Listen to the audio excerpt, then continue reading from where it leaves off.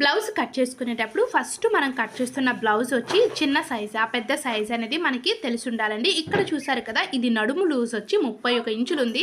So ఇది 31 ఇంచులు ఉంది అంటే మాత్రం మనం కట్ చేస్తున్న బ్లౌజ్ వచ్చి పెద్ద సైజ్ అన్నమాట. 31, 32, 33, సో 30 అబోవ్ ఉన్నాయనుకోండి, ఇవన్నీ కూడా మనకి బిగ్ సైజ్ బ్లౌజెస్ అన్నమాట. అదే 30 బిలో అంటే 29, 28, 27, సో ఇలాంటివి ఉన్నాయనుకోండి, ఇవన్నీ కూడా మనకి చిన్న సైజ్ బ్లౌజులు అనేవి మనము ఇదొక బండ గుర్తుగా పెట్టుకోవాలండి.